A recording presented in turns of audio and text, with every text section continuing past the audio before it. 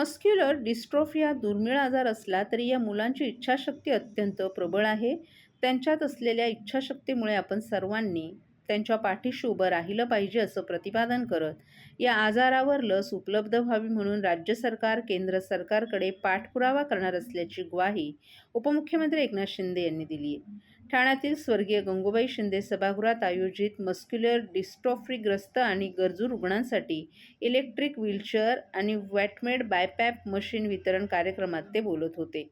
यावेळी शिवसेना वैद्यकीय मदत कक्षाचे प्रमुख मंगेश चिवटे, डॉक्टर मंगेश पेडामकर, हरिश्चंद्र सावंतही उपस्थित होते. या कार्यक्रमाचं आयोजन शिवसेना वैद्यकीय मदत कक्ष आणि श्रीकांत शिंदे फाउंडेशन यांच्या वतीनं करण्यात आलं. या दोन्ही संस्थांच्या माध्यमातून मस्क्युलर डिस्ट्रॉफीग्रस्त मुलांना आणि गरजू रुग्णांना इलेक्ट्रिक व्हीलचेअर, बायपॅप मशीन आणि तसंच इतर वैद्यकीय साहित्यांचं वितरण उपमुख्यमंत्री एकनाथ शिंदे यांच्या हस्ते करण्यात आलं. या कार्यक्रमादरम्यान उपमुख्यमंत्र्यांनी तात्काळ 100 अतिरिक्त इलेक्ट्रिक व्हीलचेअर देण्याची घोषणा केली. तसंच गरजू रुग्णांसाठी ऑक्सिजन कॉन्सन्ट्रेटर आणि पोर्टेबल व्हेंटिलेशन उपकरणं उपलब्ध करून देण्याची तयारीही व्यक्त केली.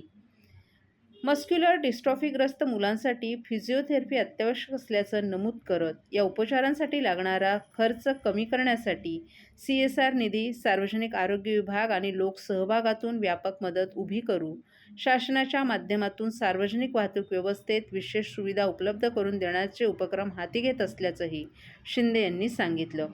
ST, मेट्रो, मोनो यांसह सार्वजनिक वाहतुकीत या मुलांच्या प्रवासासाठी अनुकूल सुविधा निर्माण केल्या जातील असंही त्यांनी स्पष्ट केलं. याशिवाय थेरपी सेंटर सुरू करण्याबाबत प्रस्ताव पुढे सरकला असून लवकरच त्यावर कार्यवाही केली जाईल असंही उपमुख्यमंत्र्यांनी सांगितलं.